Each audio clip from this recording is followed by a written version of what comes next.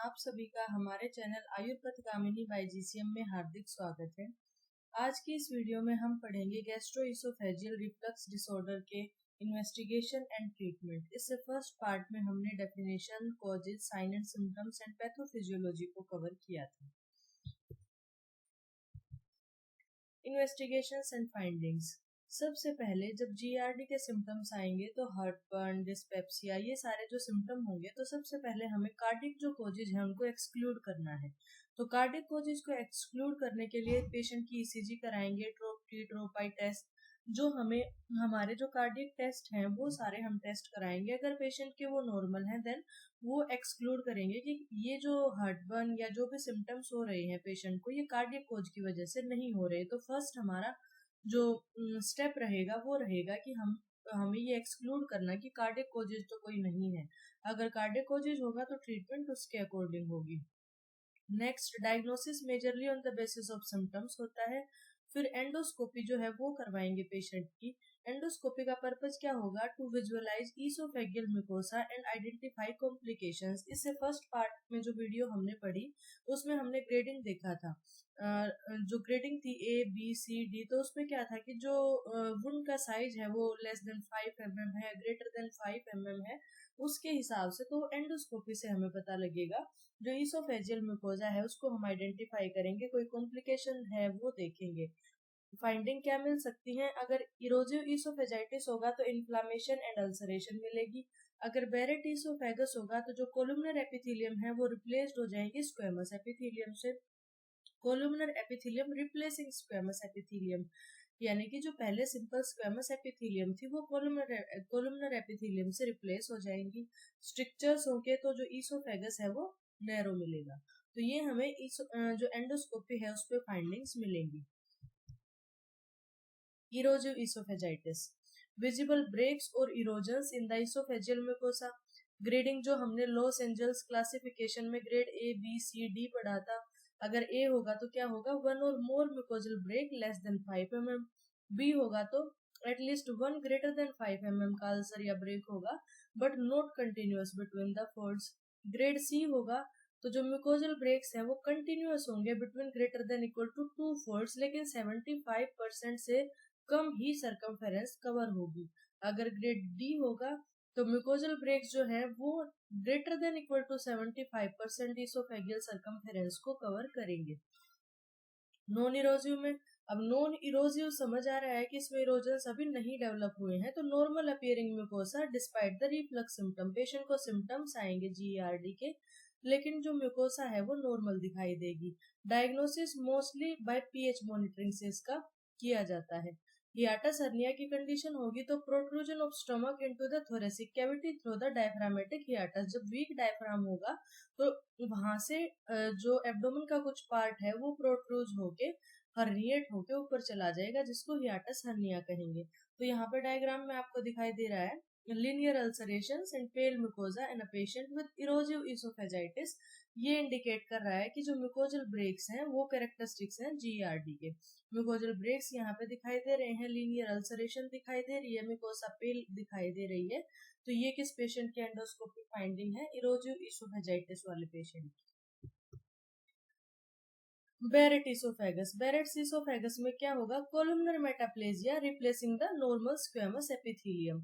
Salmon coloured mucosa seen above the gastrooesophageal junction. ये salmon coloured mucosa Barrett oesophagus में मिलता है जहां पे नॉर्मल स्क्वेमस एपिथेलियम है वो किससे रिप्लेस हो जाती है? कोलुमनर एपिथेलियम से due to chronic acid exposure. तो ये आपको इस डायग्राम में दिखाई दे रहा है। Biopsies required to assess dysplasia. यहाँ पे बेरेट ईसोफेगस से हमने पढ़ा था कि बेरेट ईसोफेगस के बाद क्या होगा? जो कंडीशन होगी वहां से एडिनोकार्सिनोमा भी डेवलप हो सकता है। तो यहाँ पे हमें बायोप्सी की नीड है कि डिस्प्लेजिया तो नहीं डेवलप हो रहा पेशेंट को, वो रूल आउट करने के लिए। अगर ईसोफेजियल स्ट्रक्चर है तो narrowing of the oesophageal lumen due to chronic inflammation and scarring may appear as concentric rings or a smooth tapering area. Mucosal oedema और एरिदिमा, रेडेंड और swollen mucosa without erosions. Ulcers होंगे severe cases में show discrete ulceration. तो ये सारी endoscopic findings अलग अलग type के पेशेंट्स में हमें देखने को मिलेंगी। ईसोफेजियल पीएच मॉनिटरिंग, जैसे कि हमने पढ़ा था नॉन इरोजिव केस में हम पीएच मॉनिटरिंग से पेशेंट को डायग्नोसिस जो है वो रूल आउट करेंगे, क्योंकि सिम्टम तो पेशेंट में होंगे और एंडोस्कोपिक फाइंडिंग वहां पे नॉर्मल मिलेंगी, तो उस कंडीशन में हम पीएच मॉनिटरिंग कराएंगे। Gold standard measures acid exposure in the oesophagus indicate unclear diagnosis या प्री सर्जिकल इवेल्युएशन। जब डायग्नोसिस अनक्लियर होगा, एंडोस्कोपी में सब नॉर्मल आ रहा है लेकिन पेशेंट को सारे सिम्टम जीआरडी के हैं, देन हम पीएच मॉनिटरिंग कराएंगे। Increased acid exposure correlates with GRD symptoms. Oesophageal pH monitoring क्या है? एक डायग्नोस्टिक टेस्ट है जो मेजर करता है how often and how long stomach acid enters the stomach, कितनी बार जा रहा है और कितने लंबे टाइम तक ईसोफेगस में जो है एसिड वो एंटर कर रहा है, रह रहा है। ये जीआरडी के डायग्नोसिस में हेल्पफुल है जब symptom persist despite the treatment patient की चल रही है लेकिन फिर भी सिम्टम है, एंडोस्कोपी नॉर्मल आ रही है, जो कि किस में मिलेगी? नॉन इरोजिव जीआरडी में मिलेगी। देर आर एटिपिकल सिम्टम्स, जैसे कि कफ है पेशेंट को, चेस्ट पेन है, लेरेंजाइटिस है, तो ये सारे सिम्टम होंगे पेशेंट को, तो उस कंडीशन में हम जो है पीएच मॉनिटरिंग करवाएंगे। How the test is perform? दो मेन मेथड है इसोफेजियल पीएच मॉनिटरिंग के। Catheter based pH monitoring, 24 hour pH test. एक thin flexible catheter with a pH sensor insert किया जाएगा through the nose into the oesophagus. जो sensor है वो position किया जाएगा about 5 centimetre above the lower oesophageal sphincter. जो अदर एंड है उसको अटैच किया जाएगा एक स्मॉल डाटा रिकॉर्डर से, जो कि बेल्ट की तरह पेशेंट वॉर्न करेगा। The patient is instructed to continue normal activities. Patient normal activity करता रहेगा, रेगुलर मील अपना लेता रहेगा। 24 आवर के बाद जो कैथेटर को रिमूव किया जाएगा और उसका जो डाटा है वो एनालाइज करके पता लगाया जाएगा कि जीआरडी है या नहीं है। ये तो था कैथेटर बेस्ड पीएच मॉनिटरिंग। एक है वायरलेस पीएच कैप्सूल, जिसे ब्रेवो सिस्टम। ए स्मॉल पीएच सेंसिंग कैप्सूल जो है वो अटैच होगा oesophageal lining during the upper endoscopy. जब पेशेंट की एंडोस्कोपी अपर एंडोस्कोपी कर रहे हैं उसी टाइम पे एक स्मॉल पीएच सेंसिंग कैप्सूल को अटैच कर दिया जाएगा इसोफेजियल लाइनिंग पे।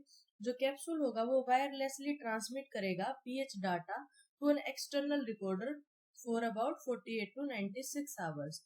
It eventually detach and passes naturally through the digestive tract. खुद से डिटैच हो जाएगा और डाइजेस्टिव ट्रैक्ट के थ्रू बाहर आ जाएगा। और वैसे ये एक्सटर्नल रिकॉर्डर से अटैच होगा, तो जो ये 48 to 96 आवर तक वहां पे अटैच होके रहेगा, तो ये पीएच सेंस करके वो डाटा जो है एक्सटर्नल रिकॉर्डर को देता रहेगा। फाइंडिंग्स, इंक्रीज्ड एसिड एक्सपोजर मिलेगा। Normal acid exposure time in the oesophagus is measured using 24 hour oesophageal pH monitoring and it is expressed as the percentage of time the esophageal pH is below 4। तो ये percentage कितने percent of time तक जो oesophageal pH है वो 4 से कम रहा, तो percentage of time pH below 4 over 24 hours ये मेजर करता है। जीआरडी में क्या होगा? ये ग्रेटर देन 6% अगर है तो एबनॉर्मल है, अगर लेस देन 4% है तो नॉर्मल है, और 4 to 6 है तो बॉर्डर लाइन है। Increase number of acid reflux episode, अगर 50 से कम रिफ्लक्स के एपिसोड हैं तो नॉर्मल है, अगर 80 से ज्यादा रिफ्लक्स के एपिसोड हैं तो वो जीआरडी को सजेस्ट करेगा। DeMeester score, composite score based on AET, number of reflux episodes, longest episode और पोस्चर रिलेटेड एपिसोड्स। अगर ये स्कोर 14.72 से ज्यादा आता है तो ये क्या कंसीडर होगा कि पेशेंट जो है वो जीआरडी का है। तो इसमें हमने 3 चीजें मेजर करनी है। एक तो जो इंक्रीज एसिड एक्सपोजर टाइम, वो टाइम हमने देखना है, परसेंटेज ऑफ द टाइम जो इसोफेगस की पीएच है वो 4 से कम रही। एक तो एईटी, ये हमने एसिड एक्सपोजर टाइम देखा। दूसरा एसिड रिफ्लक्स के एपिसोड देखे, वो हमने नॉर्मल और एबनॉर्मल वैल्यू यहाँ पे देख ली। और इन दोनों के कंपोजिट एक स्कोर बनेगा, वो किन किन चीज को एईटी को मिला के, नंबर ऑफ रिफ्लक्स एपिसोड को मिला के, लॉन्गेस्ट एपिसोड और पोस्चर रिलेटेड एपिसोड्स को मिला के कंपोजिट स्कोर बनेगा। अगर वो स्कोर 14.72 से ज्यादा है तो patient confirm diagnosis of GRD. यहाँ पे टेबल में भी शो किया गया है। Total time pH less than 4, normal value इनकी दी गई है। सुपाइन या लाइंग डाउन पोजीशन में कितना होगा, अपराइट या स्टैंडिंग या सिटिंग पोजीशन में कितना नॉर्मल होगा। तो ये नॉर्मल वैल्यू दी गई है। तो ये क्या टेस्ट था, पीएच मॉनिटरिंग का। अगर पेशेंट का जब ये टेस्ट कराना है तो जो प्रोटॉन पंप इनहिबिटर है वो 7 दिन पहले बंद कर देने हैं before the test, unless testing on therapy. Avoid acidic or carbonated beverages during the study. Maintain a symptom diary for accurate correlation. Next है ईसोफेजियल मैनोमेट्री। मैनोमेट्री क्या है, कुछ प्रेशर से रिलेटेड है। तो ये क्या असेस करेगा, ईसोफेजियल मोटिलिटी और लोअर ईसोफेजियल स्फिंक्टर के फंक्शन को मॉनिटर करेगा। इसकी फाइंडिंग्स क्या मिल सकती हैं, हाइपोटेंसिव लोअर ईसोफेजियल स्फिंक्टर होगा, यानी कि प्रेशर रिड्यूस होगा, लीडिंग टू रिफ्लक्स, मतलब उतनी टाइटली वो स्फिंक्टर्स क्लोज नहीं रह पा रहे हैं क्योंकि लोअर इसोफेजियल स्फिंक्टर पे हाइपोटेंशन है, प्रेशर उतना नहीं प्रोड्यूस कर पा रहे, जिसकी वजह से एसिड या स्टमक कंटेंट रिफ्लक्स होके ऊपर जा रहे हैं। नेक्स्ट क्या हो सकता है, एपेरिस्टालसिस, यानी कि lake of coordinated oesophageal contractions. तो जो एसिड क्लियर आउट जितनी जल्दी होना चाहिए उतनी जल्दी नहीं हो पा रहा क्योंकि एपेरिस्टालसिस है या स्लो पेरिस्टाल्टिक मूवमेंट है। तो ये हमें फाइंडिंग्स कहाँ से मिलेंगी, इसोफेजियल मैनोमेट्री से। इसोफेजियल मैनोमेट्री एक टेस्ट है जो मेजर करता है pressure and coordination of the muscle contractions in the oesophagus. It is not used to diagnose GERD directly but is important for evaluating esophageal motility before anti-reflux surgery, locating the lower esophageal sphincter before pH monitoring, diagnosing motility disorders, esophageal spasm है, slow peristalsis है, ये सब देखने के लिए esophageal manometry test किया जाता है। क्या स्टेप बाय स्टेप कैसे टेस्ट किया जाएगा, thin flexible catheter with multiple pressure sensor insert किया जाएगा through the nose into the stomach. Patient lie on their side या फिर सिट अप हो सकता है during the test. The catheter slowly pulled back through the oesophagus while the patient swallow small sips of water. Pressure data record किया जाएगा throughout the oesophagus, especially upper oesophageal sphincter पे, oesophageal body पे और lower oesophageal sphincter पे। Test में 10 to 20 minute का time लगता है and results are analysed on a computer. Typical manometry findings क्या मिलेंगी, हाइपोटेंसिव लोअर इसोफेजियल स्फिंक्टर मिल सकता है, यानी कि lower than normal resting pressure less than 10 mmHg होगा तो हाइपोटेंशन है। फेल्स टू प्रिवेंट रिफ्लक्स, क्योंकि प्रेशर क्रिएट नहीं कर पा रहा है तो जो स्फिंक्टर्स हैं वो टाइटली क्लोज नहीं रह पाएंगे। Incomplete lower oesophageal sphincter relaxation may contribute to dysphagia but can also be seen in GRD variants.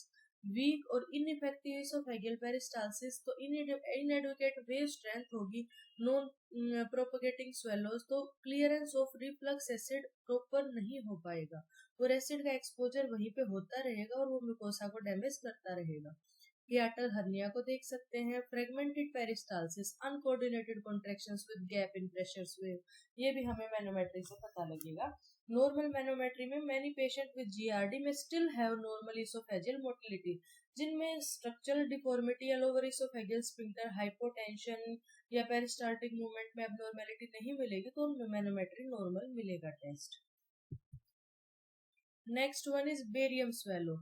Barium swallow क्या विजुअलाइज करेगा, एनाटॉमिकल एबनॉर्मेलिटीज को विजुअलाइज करेगा। हियाटल hernia, displacement of the stomach, strictures, narrowing of the oesophagus, ये barium swallow से पता लगेगा। अब हमने यहाँ पे जीआरडी की इन्वेस्टिगेशन पढ़ ली, एंडोस्कोपी पढ़ लिया, पीएच मॉनिटरिंग पढ़ लिया, फिर मैनोमेट्री पढ़ लिया एंड देन उसके बाद हमने बेरियम स्वेलो पढ़ लिया। अब है डिफरेंशियल डायग्नोसिस। क्या क्या ऐसी कंडीशन हो सकती हैं जो हम डिफरेंशियल डायग्नोसिस में ले सकते हैं जीआरडी के। Conditions to consider include coronary artery disease. Coronary artery disease के सिम्टम्स भी ऐसे ही हो सकते हैं। इन्फेक्टिशियस पिल और इओसाइनोफिलिक इसोफेजाइटिस हो सकता है, पेप्टिक अल्सर डिजीज हो सकता है, बाइलरी कोलिक हो सकता है, इसोफेजियल मोटिलिटी डिसऑर्डर्स, तो ये सारे इसके डिफरेंशियल डायग्नोसिस हो सकते हैं। अब यहाँ पे हमारा investigation and differential diagnosis complete हुआ। अब हम ट्रीटमेंट देखते हैं। तो सबसे पहले है निदान परिवर्जन, लाइफस्टाइल मॉडिफिकेशन करेंगे, dietary changes, avoid trigger foods, fatty foods, chocolate, caffeines, जो एसिडिक एसिड को जो बढ़ाएंगे, ऐसे जो डाइटरी चेंजेस हैं वो करने हैं, ट्रिगर फूड को अवॉइड करना है। वेट मैनेजमेंट, जिससे इंट्रा एब्डोमिनल प्रेशर नॉर्मल रह सके, achieve and maintain a healthy weight. Head of bed elevation, जो हेड है स्लीप के टाइम पे उसको थोड़ा सा एलिवेट करने से जो नॉकटर्नल रिफ्लक्स है उसको हम प्रिवेंट कर सकते हैं। Avoid late meals, do not eat within 3 hours of bedtime, यानी कि सोने से 3 घंटे पहले, मतलब अगर 10 बजे सोना है तो उससे 3 घंटे पहले ही खाना वाना खा लिया जाए, उस 3 घंटे तक कुछ ना खाएं। Smoking cessation, quit smoking to improve the lower oesophageal sphincter function. Pharmacological therapy, proton pump inhibitors, first line treatment omeprazole, lansoprazole, dose इनकी 20 to 40 mg daily before meals, duration 4 to 8 weeks of symptom relief, 4 to 8 weeks तक लेना है for symptom relief. Best taken 30 to 60 minute before the meals to inhibit active pumps, not effective for immediate relief, take 2 to 4 days for full effect. ऐसा नहीं कि एक दिन लिया और इमीडिएट रिलीफ हो जाएगा, 2 to 4 days तक लेना पड़ेगा। H2 रिसेप्टर एंटागोनिस्ट दे सकते हैं, अल्टरनेटिव हैं फॉर माइल्ड सिम्टम्स जैसे कि रेनिटिडिन। तो ये प्रोटॉन पंप इनहिबिटर्स और H2 रिसेप्टर एंटागोनिस्ट पेशेंट को दिए जा सकते हैं। प्रोटॉन पंप इनहिबिटर्स का यहाँ पे पूरा मोड ऑफ एक्शन दिया गया है। Proton pump inhibitors reduce the stomach acid by irreversible blocking the hydrogen potassium ATPase enzyme proton pump in gastric parietal cells. After oral intake, they are absorbed in the intestine and activated in the acidic environment of the parietal cells. The active form binds to and inhibit the proton pump, preventing acid secretion into the stomach. This leads to decreased acid reflux into the esophagus, allowing healing of the mucosal injury in GRD. Their effect lasts 24 to 48 hours due to irreversible enzyme inhibition. तो ये proton pump inhibitors का mode of action है। आपको ये पता होना चाहिए कि इनकी डोज क्या देनी है, कितने टाइम तक देना है और ये कैसे काम करते हैं। नेक्स्ट है H2 रिसेप्टर एंटागोनिस्ट। यहाँ भी ये H2 रिसेप्टर एंटागोनिस्ट का जो है मोड ऑफ एक्शन दिया गया है। Work by blocking histamine H2 receptors on gastric parietal cells. Histamine normally stimulate acid secretion, so blocking these receptors reduce both basal and stimulated gastric acid production. This decreases the acidity of the stomach content, reducing the acid reflux into the esophagus in GERD. ये faster act करेंगे then proton pump inhibitor, लेकिन generally less potent और short duration के होते हैं। ये mild GERD के symptoms हैं या फिर नाइट टाइम सिम्टम है, तो माइल्ड सिम्टम्स के लिए H2 रिसेप्टर एंटागोनिस्ट दे सकते हैं। ये तो मेडिसिन हमने बात करी। अब है surgical and endoscopic interventions. Indication, failure of the medical therapy, complication like strictures और बैरेट इसोफेगस। अगर थेरेपी दी है हमने, मेडिसिन दी है, पेशेंट को कोई रिलीफ नहीं आ रहा तो हमें सर्जरी के लिए जाना पड़ेगा। या पेशेंट को कोई कॉम्प्लिकेशन डेवलप हो गई है like strictures, narrowing of the oesophagus हो गया है, या फिर बैरेट इसोफेगस की कंडीशन है, या फिर पेशेंट ही प्रेफर कर रहा है सर्जरी के लिए, तो वहां पे कुछ प्रोसीजर्स हैं जैसे कि Nissen fundoplication, LINX device and bariatric surgery. ये Nissen fundoplication. It involves wrapping the upper part of the stomach, that is the fundus, around the lower end of esophagus to strengthen the lower esophageal sphincter. Sphincter को थोड़ी सी strength देने के लिए जो funds है अपर part of stomach, उसको rap कर दिया जाएगा, जो कि आपको इस डायग्राम में दिखाई दे रहा होगा। यहाँ से इसको ऐसे लाके रैप कर दिया ताकि जो स्पिंक्टर है उस पर थोड़ा प्रेशर क्रिएट किया जा सके। तो स्पिंक्टर जो है वो स्वेलोइंग के दौरान तो जो रिलैक्स होंगे वैसे रिलैक्स नहीं होंगे। This prevent acid from flowing back into the oesophagus. It is typically performed laparoscopically and offer long-term relief from reflux symptoms. Next, a Lynx device. The Lynx device is a small flexible ring of magnetic titanium beads implanted around the lower esophageal sphincter to treat GERD. तो ये small metallic beads का एक ring type structure है जो magnetic, इसकी magnetic attraction होती है, वो इस लोअर इसोफेगल स्फिंक्टर को बंद करके रखती है to prevent the acid reflux but allows it open during the swallowing. जब स्वेलो करेगा, फूड आएगा, तो ये इस तरीके से ओपन अप हो जाएगा। वैसे ये क्या रहेगा, मैग्नेटिक अट्रैक्शन की वजह से ये ऐसे बंद रहेगा।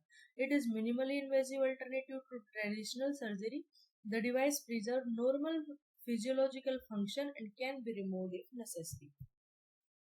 Next is bariatric surgery. Bariatric surgery refers to various surgical procedures designed to help with weight loss in individuals with severe obesity. ये वेट लॉस में भी हेल्प करेंगे जो सीवियर ओबीज पेशेंट हैं.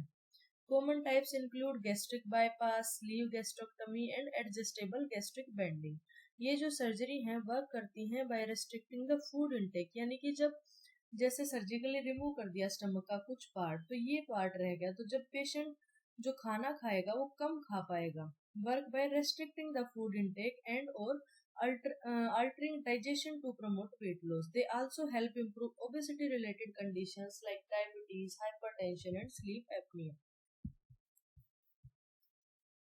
Bypass surgery, small stomach pouch created. Surgeon divide the top part of the stomach to create a small pouch, drastically limiting the food intake. Small intestine rerouted. The small intestine divided and connected to a small stomach pouch. bypass कर दिया most of the stomach and the upper part of the small intestine. यहाँ पे जो आपको दिखाई दे रहा है इस इमेज में. Nutrient absorption reduced. bypass section reduce the calorie and nutrient absorption aiding the weight loss. तो ये weight loss में भी सभी ये जो सर्जरी है वो हेल्प करेंगी. Next is adjustable gastric bending. Adjustable gastric banding एक बेरियाट्रिक सर्जरी का टाइप है जहां पे सिलिकॉन बैंड प्लेस कर दिया जाएगा around the upper part of the stomach to create a small pouch limiting the food intake. However, when it comes to GERD, its role is controversial and less favorable. GERD improvement unpredictable. इसकी वजह से some patient experience improvement due to weight loss. GERD worsening, कुछ patients को worsening और new onset GERD भी देखने को मिला है due to band pressure and oesophageal motility issues देखने को मिले हैं. Not preferred for GERD, generally not recommended for patients with significant GERD. तो इतना ज्यादा इसका रोल जो है इफेक्टिव नहीं देखा गया है. कॉम्प्लिकेशन क्या हो सकती हैं? क्रोनिक इसोफेजाइटिस, जो हमें GERD के पेशेंट्स में क्या कॉमन कॉम्प्लिकेशन देखने को मिल सकती हैं, उन कॉम्प्लिकेशंस की हम बात कर रहे हैं. क्रोनिक इसोफेजाइटिस हो सकता है, बैरेट एसोफेगस हो सकता है. Next is iron deficiency anaemia हो सकता है. Benign oesophageal structure, oesophageal adenocarcinoma की कंडीशन. तो आज की इस वीडियो में हमने GERD टॉपिक को कंप्लीट कर लिया है. आज की वीडियो में हमने इन्वेस्टिगेशन, इसकी कॉम्प्लिकेशन और इसके ट्रीटमेंट के बारे में पढ़ा. डिफरेंशियल डायग्नोसिस भी हमने देखी. अगर आपको वीडियो अच्छी लगी तो वीडियो को लाइक करें, चैनल को सब्सक्राइब करें. Thank you so much.